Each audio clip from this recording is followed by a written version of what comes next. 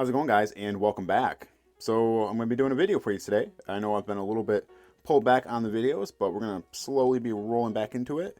And I thought this would be a cool video to start. I've never done one of these before.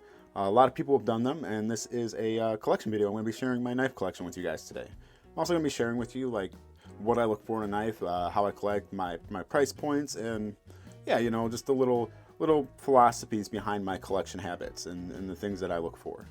So with that aside, I do like knives in the 30 to 150. That's my arena that I like to play in. That's like the budget. Anything north of 150, and I tend to shy away a little bit. I start worrying too much about the knife and the monetary value, and I think that defeats the purpose in my opinion. Now there are exceptions to the rules. I've owned Spenzas and stuff like that, but at this point in the hobby, that's where I'm at. So with that aside, I'm going to start sharing some of my knives with you. If any of them are interesting or have a little side story, I might go off on a little tangent, but we'll try to keep it quick for you. I don't want a super long video. Now, at the moment, I am in mid-20s of the knife collection, and for some of you, that's probably like, wow, that's not a lot. Some of you might think it's a lot, but I have a feeling most of you will think that it's not. I have this weird philosophy of trying to get it down to the golden 15. Some of you might think that's impossible, and up to this moment that is the case. It has been impossible, and I haven't done it yet, but I'm getting there. So we're going to look at the knives that have made it through, that have weathered the storm of trading and selling and giveaways and gifting. I do like the knives that I have sticking around that are good knives, but I don't use. I do like to gift those away to friends or family or internet folks as well. But these are the ones that remain currently. I think total I've probably had 70 to 80 knives in my knife collection hobby. That's about what I've owned, more or less, give or take a couple dozen or give or take a dozen here or there. But here's where we're at. So I'm going to grab some knives. Let's get started. All right, so let's start out with a couple of brands that everyone in the hobby is probably familiar with. Even folks outside the hobby know these brands pretty well. They've got a lot of models, a lot of options, a lot of price points. So that's going to be CRKT and Kershaw. So we're going to look at a couple of these real quick before we move on to the next bunch. First up is the CRKT Amicus. If you're into big, chunky, heavy duty folders, this is a great option. This is a box nest design. You can see this one's been flame anode. But yeah, just that one's been around for a while. That tends to be my garage knife. Next up is going to be the CRKT Pilar. This one is also a Vox design. I'm a big fan of his designs usually. If we can get it in focus. There we go. This is the carbon fiber 12C27 version. Little lanyard here, but I like blades usually 3 inches or under, and this one's got a nice ergonomic design to it. Just fits great in the hand. This one's got a lot of pocket time. Not as much anymore, but yeah, this one's been around for a while, and I've enjoyed it. Next up is a keeper, I call it, and that's the Kershaw Dividend in M390. This is a knife that I had sold previously in the past and instantly regretted. This is one of my favorite daily users. I like the size, I like the blade shape. It is one of a couple assisted knives that I owned, which usually I'm not assisted, like a fan of assisted knives, but this one is one that I like. My old one used to have the deep carry clip, so that's going to get switched out on this one. And I'm probably going to dress it up with some Blades We Love hardware, which I have on the leak, which we're going to look at next. But this is a great knife, one of the better options at the price point. I think these are usually like 70 to 80 bucks. So if you see any of these pop up and you're interested, I would say yes, this is going to be one that I'm a fan of. So the ones that obviously that I take a second to talk a little bit more about are the ones that are going to be a little bit more quick to recommend. Next up is the Kershaw Leak. This was one I slept on for a while. I just wasn't really interested in it. And then this one was gifted to me from Gerald over at Outpost 76. And instantly, I knew I liked it. I liked everything about it except for the pocket clip, which has been removed. I don't use the pocket clip on this knife. I did dress it up with some titanium hardware here from Blades We Love, and I love the way that looks against that that black wash, stone wash finish on the handle. This is the CPM D2 version, so big fan of this knife. Tend to be a little bit of a bigger fan of Kershaw over CRKT, so there's a couple more that I want to try. I want to get a link in hand, but yeah, we'll save that for another video. Next up is going to be the CRKT CEO. This was also a gift from a friend.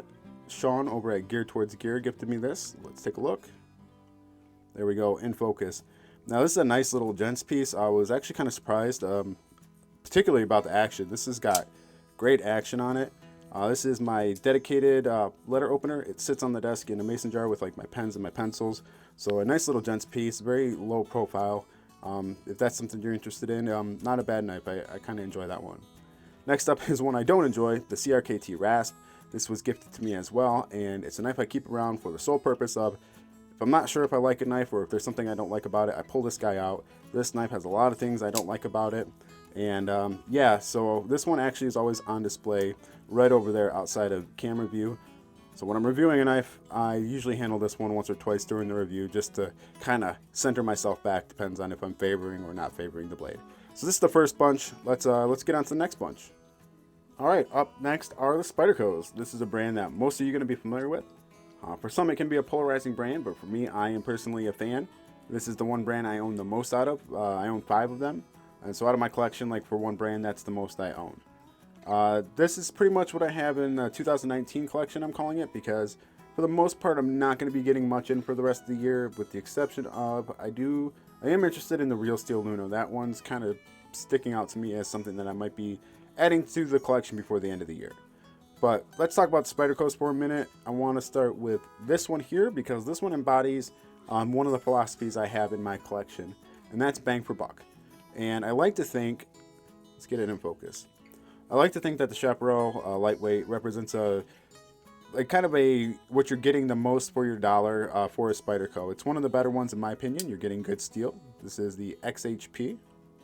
You can kind of see it there on the blade, a little bit of a glare, but it is good steel. It's nice thin geometry, a great slicer, fits my small hand very well. Very practical knife, and you can see on here, if I can get it to focus again, that I did dress it up with the Blades We Love hardware. It's worn out here on these screws here. That's because this has got the most pocket time of any knife probably of mine for 2019. Not because it's my favorite, just because it's so damn practical. This is a good knife, and I think at that price point for a Spyderco, you're getting a lot of bang for your buck, and that's what I try to base most of my collection on is value, just overall. Is this the best knife at that price point? Would I pay that price all day, every day? And for this one, the answer is yes. So if you're interested in the Spyderco Chaparral lightweight, this is one I can highly recommend. All right, next up is going to be the Manix 2 lightweight. This is a knife that I have sold and bought again, and here it currently sits. I'm a big fan of this knife. It's got it's a lightweight, so it feels like a heavy duty user that's not super heavy. So that's one thing I like about it. It was one of the first Spydercos that I bought for myself, so I'm a little emotionally attached, but doesn't get as much pocket time as the others. So we'll see what the fate of this one ends up being. But currently, it is one that I do recommend and do like. I did do a review on this one as well. So I do like the Manix 2 lightweight. Next up is going to be the Para 3. Now this is probably one of my favorites of the bunch, if not my favorite. Yeah, I'll say one of my favorites, and you'll see why in a second. But just a good knife. I mean, it's the Para 3. There it is. A billion reviews out there for this knife. I have a good example, great action, centered, locks up nice and tight.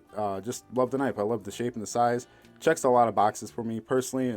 It fits me very well and what I look for in a knife. So Para 3 is a knife that I'm always going to keep. This is one I would consider a keeper for me as well. But yeah, there it is. Not much to say about it, but it's one of my favorites. All right, next up is the Centofonte. This one was a gift from my very lovely significant other quite a few Christmases ago.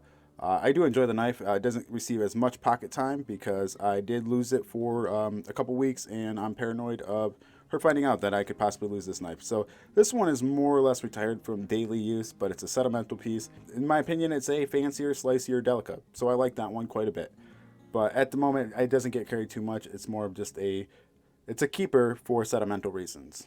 Then we go to one that I had yearned after for quite a while, and that was a Packwood Dragonfly. Now this knife is one that is for sure a keeper. I love this knife. I like the fact that it's got the steel liners versus a regular Dragonfly. It just fits so nice in the hand for me. It's a little blade. I do like smaller knives, you guys know that, and I think it looks just so damn nice.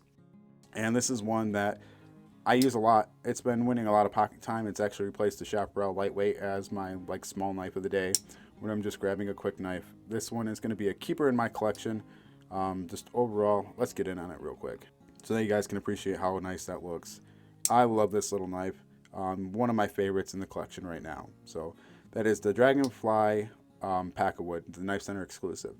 So that rounds out my Spydercos. We're going to move this to the side. Alright, so this bunch right here, what you're looking at, is going to represent what I consider my core group of backup knives.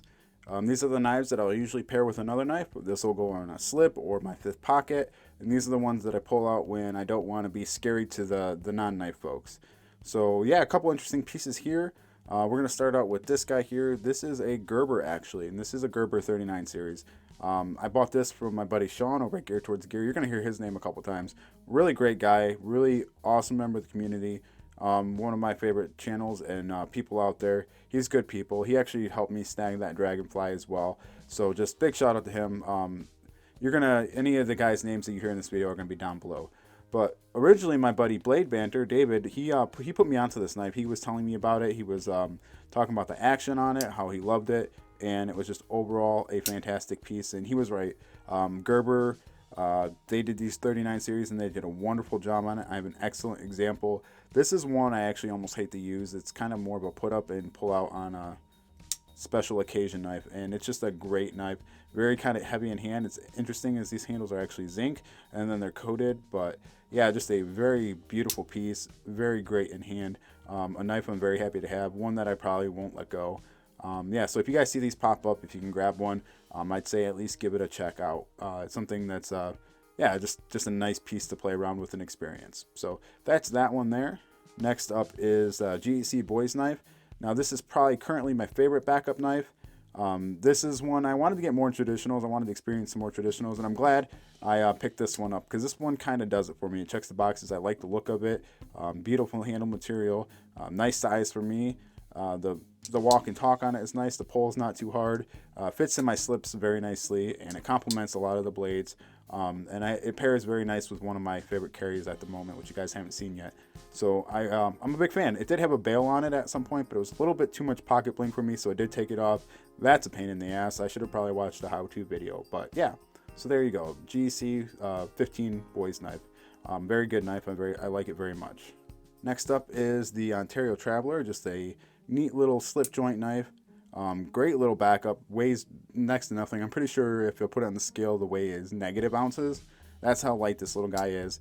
Just a neat little interesting backup. It was a little extra that Sean, Gear Towards Gear, threw in this pack when I bought it.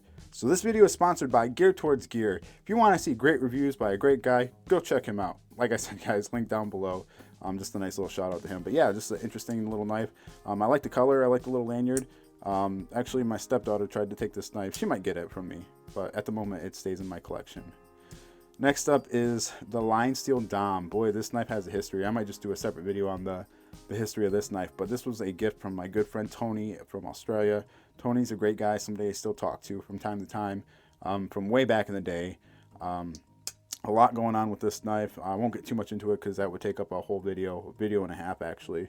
But this one has been Rockwell tested, so if you guys know anything about that, this knife was one of the centerpieces of all of that. So yeah, a lot of history behind this knife. Nice little backup, beautiful carbon fiber titanium. So there's that one. Next up is an interesting piece, one that you don't see a lot of, and that's exactly why I got it. Somebody had this in a sale, and he kind of threw it in as an extra on a trade. It's a little button lock. This is the Boker Titanium Blues. Titanium handle, carbon fiber insert, little button lock here. Decent action for nylon washers. Great little knife. Complements a couple of my other pieces very well. I do like it a lot. If it can focus, let's do that. There you go. You guys can take a look at it. But an interesting piece that you don't see a lot of, I had Jimmy Slash do a little bit of this like oil slick anno on it. You can see it's wearing off because it does receive a lot of fifth pocket time. And I do like to pull this out as a non-scary piece. It's actually something that people like because of how pretty it is. Yeah, you don't see them very much, and it's just a unique, interesting piece. Alright, sorry about this weird little jump cut. Memory card ran out, so now we're on a different one. But yeah, let's pick up where we left off. Next up is going to be the Dam Design Ani. Now this is a cool little knife that I've got a chance to experience. It's not truly in the collection quite yet, but it's one that I've got to use quite a bit and will be in the collection. I love the stonewash with the blue accents, and I had a lot of fun using this and just even like creating the footage for it. So won't go too far into it so it doesn't sound like a bunch of bias, you know, BS and shilling and all that blah blah blah. But yeah, cool little backup knife that I've greatly enjoyed. So this is the core group of my backup knives that complement my other knives. So we're going to move this group out and yeah, get on to the next. Alright, so here we've got a couple of just random budget options for you. Here are two K-bar dozers. This is the full size and this is the mini. This represents one of the best, This represents one of the best budget options. in my opinion, right around 20 bucks. I like it so much so that I've had this since I originally bought it for a video a long time ago, and you can see I've done a writ dye job on it. I threw a bead on there and a lanyard. It's a great knife. Backup. It's a lawn mowing knife. It's a knife that I use quite a bit as just a quick grab and go knife. Next up is going to be the Ontario Wraith. An interesting little knife that is surprisingly a little more well done than I expected. This is my current car knife. This is what I have in the car for backup. The blade's done really well. I mean, overall, it's it's a budget option by Ontario. The handle is really comfortable to use. It is a smaller knife, but the blade, I was really impressed with how well the blade was done on this. So currently, this is my backup knife in the car that I keep. So in case the unfortunate event happens that I forget a knife, this will be my backup. Next up is going to be a Camillus. This was a gift from David over at Bladebanter. Let's take a look at this. This is an interesting knife, a ball bearing flipper. This was my backup knife in the car for the longest time, and since then has moved into my my junk drawer knife. This is the one that I have for if I'm in the kitchen or in the dining room and I get a package and I for some reason don't have my knife on me, and just open the drawer and grab this one quickly. The kids can use it, the wife can use it. Yeah, so this is like the household knife at this point. Interesting budget option from my buddy David over at Bladebanter. Really like the blade shape on this one though. Actually fits. I actually kind of like the way it looks. It reminds me of kind of a dinosaur, in my opinion, but that's just me. So yeah, there's that one, and then this one is just a mini dozer as well, and this one will probably be getting a writ dye job, but really small. Fits in the fifth pocket great. You can see I've used this one quite a bit to the point where the coating is starting to peel off there on the blade, but just a cheap little painted on coating, nothing too special. I forget what those come in at, but yeah. So these are some budget options, and next we're going to move over to a couple more knives, and we'll be wrapping this up shortly. Alright, so here's our last batch of knives, and what's funny is I got this group together, realized I'm missing about 3 or 4 more, so I know one of them's at work, and there's a couple probably scattered somewhere around the house, but I'm missing some Tangrams and some other budget options, but for this video we're going to consider this the wrap up of the bunch. Let's touch on this knife really quick. This is what we're going to start with. This is the Tucson TS49, and this is a fantastic knife, and this one is one I owe you guys a review on because of how great this knife is. The quality is great. Just a lot is going on with this knife. It's a beautiful design, titanium, carbon fiber.